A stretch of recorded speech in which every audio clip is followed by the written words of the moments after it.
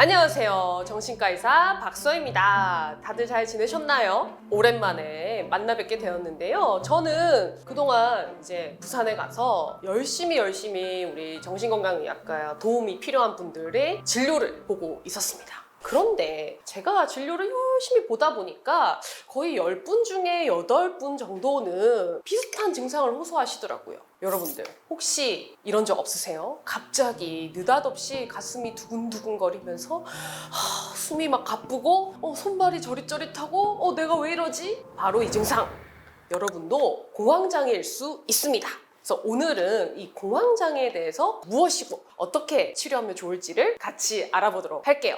선생님, 저는 그냥 평범한 직장인이고 별로 스트레스 받는 것도 없이 우울하지도 않고 잘 지내고 있는데요. 출근을 하려고 이렇게 막 운전을 하는데 막 숨이 막히고 막 식은땀이 나고 막 가슴이 두근두근거리고 이런 증상이 생기더라고요. 처음에는 그냥 그러려니 했는데 이제 막 차를 탈 때마다 그래가지고 운전을 못 하겠어요. 이렇게 하고 오신 거예요. 공황장애일 수 있습니다 라고 얘기했더니, 공황장애요? 그거 연예인들만 걸리는 그런 거 아닌가요? 이런 증상은 특별한 누군가가 나타나는 게 아니라 정말 남녀노소 누구나 다 흔하게 나타날 수 있는 거예요. 자, 그러면 도대체 공황장애가 무엇인지 한번 샅샅이 파헤쳐 볼게요.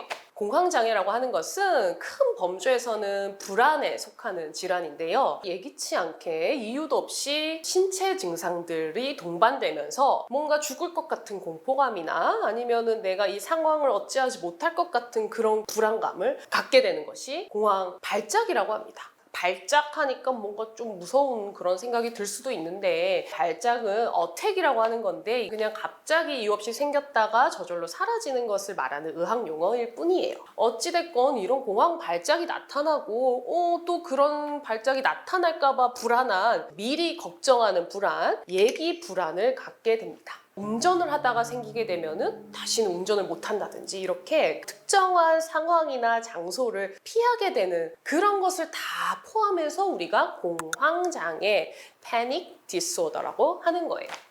그러면 신체 증상? 그게 뭐예요? 제가 쭉 말을 해볼 테니까 한번 해당되는 게 있는지 한번 체크를 해보세요. 첫 번째로 일단은 머리가 막 어지럽고 머리가 띵한 것 같고 머리가 아프기도 하고 숨이 막혀요. 아니면 숨이 헐떡헐떡. 어떤 분들은 숨을 쉬어도 이게 쉰 것 같지 않은 느낌. 가슴이 콩쾅콩쾅콩쾅 심장이 두근두근 되거나 아니면 꽉 막힌 답답한 느낌, 조이는 느낌이 들기도 합니다. 그 다음에 소화도 잘 되지 않을 수 있어요. 뭘 먹게 되면은 막 토하고 싶다든지 아니면은 막 꾸릉꾸릉꾸릉 배가 아프다든지 그럴 수 있고요. 팔다리, 손발이 막 저리기도 합니다. 그 다음에 식은땀이 막 흐른다든지 반대로 열감이 막 화닥화닥화닥 올라오기도 하고 오한이 들고 춥기도 해요. 여기저기가 막 이상한 감각, 이상 감각이라고 하는 것도 있고, 또 이런 증상도 있습니다. 여기 현실이 아닌 것 같거나 내 몸이 같지 않은 그런 느낌이 들기도 해요. 엄청 많죠.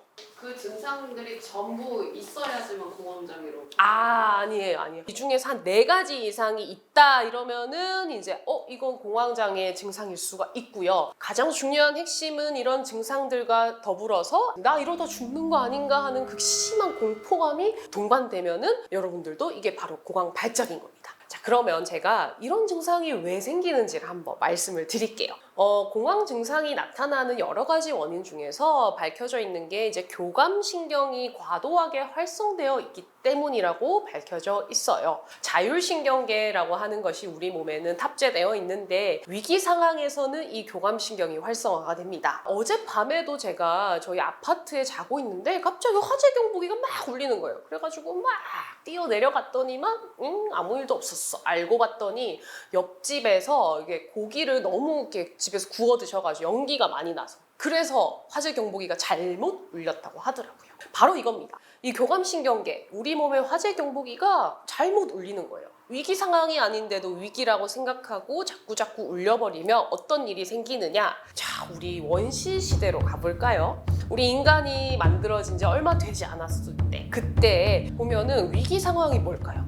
눈앞에 맹수, 곰 같은 거 이렇게 쫙, 그래서 곰발바닥에 탁 맞아서 난리 나고 이런 것들이죠. 이런 맹수가 눈앞에 있을 때 인간은 자연스럽게 이렇게 막 도망가는 이 탑재가 되어 있다는 거죠.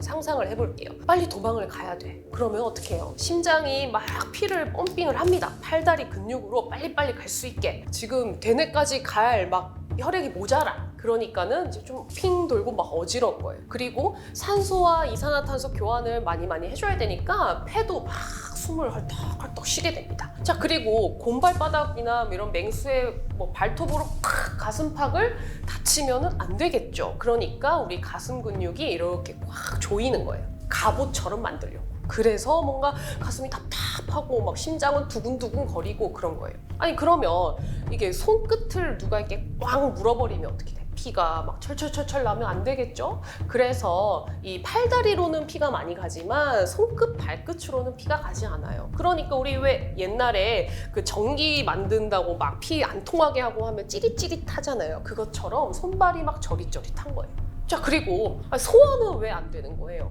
이것도 다 연관이 있어요. 자, 맹수가 있어. 도망가는데 갑자기 막 멈춰서서 밥 먹고 막 똥 싸고 이러면 안 되잖아요. 그 윗속에 저장되어 있던 음식물은 빨리 내보내는 거예요. 그래서 오버히트를 하게 됩니다. 자, 이제 좀 이해가 되죠? 이렇게 교감신경이 활성화돼서 이제 우리가 막 위기를 탈출했어요. 그러면은 그 반대되는 작용, 부교감신경이 자연스럽게 활성화됩니다. 이제 좀 살 것 같다 하고 이제 밥도 먹고 똥도 싸고 좀 잠도 자고 이렇게 이완되는 거예요. 이 말은 공황 증상이 오게 되면 반드시 30분에서 1시간 이후에는 부교감 신경이 활성화되면서 이 불안감이나 신체 증상은 사라지게 된다는 거죠. 그리고 이 공황 증상은 결국에는 내가 살기 위해서 만들어진 시스템이에요. 절대 이 증상 때문에 죽지 않습니다. 이것을 여러분들이 꼭 아셨으면 좋겠어요. 자, 그러면 여러분, 아까 공황장애라고 하는 것은 이런 신체 증상과 그런 공포감, 그리고 하나가 더 있었어요. 뭐냐면 예기불안. 이건 뭐였죠? 이런 증상이 탁 나타났는데 다시 그게 또 나타날까봐 미리 겁이 나는 거예요. 그러다 보니까 좁은 장소나 사람들이 가득 찬 곳 이런 데서 많이 나타나거든요. 그것도 왜 그러냐면 내가 만약에 사람들이 많은 데서 그런 증상이 막 일어나면 너무 부끄럽거나 수치스럽게 느낄 수도 있고, 반대로 사람이 너무 꽉 끼어 있거나 어디 갇혀 있는 공간이라면 내가 죽을 것 같은데 이게 탈출하지 못한다고 생각할 수도 있어요. 그래서 운전을 하거나 아니면은 어디 탈출할 수 없는 터널 안이나 큰 다리 위나 비행기 안 이런 데서 주로 많이 생기게 됩니다.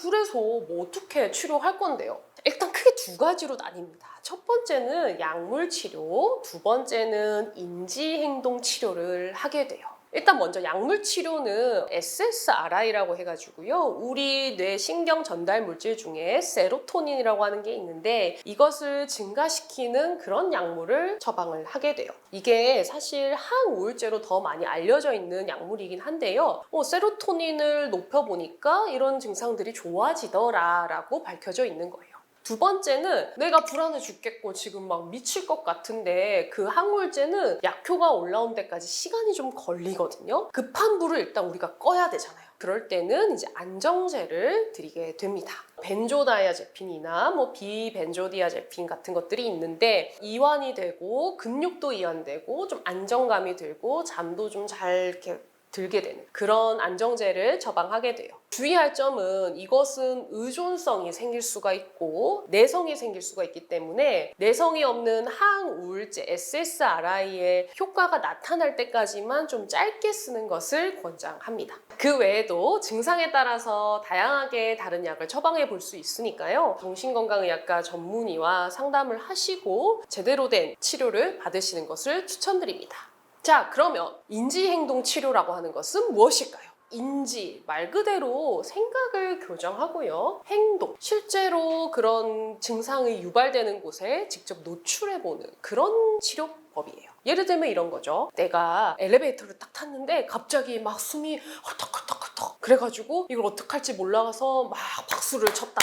자, 그러면 여기에는 세 가지가 있는 거예요. 첫 번째, 엘리베이터를 탔을 때 숨이 막혔다. 신체 증상이고요. 그 다음에 여기를 탈출할 수 없을지도 몰라 라는 생각이 들면서 불안했다.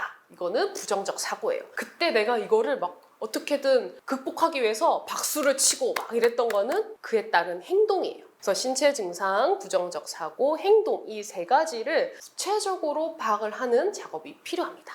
자, 그러면 이제 숨가쁘게 여기까지 달려왔는데요. 공황장애 어떻게 예방할 수 있나요? 일단은 첫 번째, 피곤하면은 잘 생겨요. 이게 정신적인 스트레스뿐만 아니라 정말로 그냥 잠을 잘 못 잔다든지 육체적으로 피곤하다든지 밤낮이 바뀐다든지 그러면은 잘 생긴다고 합니다. 그러니까 우리 충분한 휴식을 취하고 꿀잠 자는 게 필요하겠죠. 자, 두 번째는 카페인이에요. 커피나 뭐 홍차나 이런 데 들어있는 카페인 성분이 불안을 좀 유발하고 공황장애 증상을 유발한다고 되어 있습니다. 그래서 하루에 막 커피 5잔씩 드시고 이런 분들은 줄이시거나 좀 당분간 드시지 않는 게 좋겠어요. 자, 세 번째는 술, 담배예요. 이게 뭐 불안하고 잠이 잘 안 오고 이러니까는 이제 술을 먹으면 마음이 좀 차분해지는 느낌이 들어서 술에 의존하게 되는 경향이 있는데요. 이 알코올은 빠져나갈 때 오히려 그런 불안감을 더 유발하고 각성 효과도 일어나기 때문에 술은 드시지 않는 게 좋고, 또 술에 취했을 때 우리가 잠이 드는 거는 쉽게 들지만 잠을 자주 깨우게 되거든요. 대부분이 또 자다가 깼을 때 공황 증상을 많이들 호소하세요. 그러니까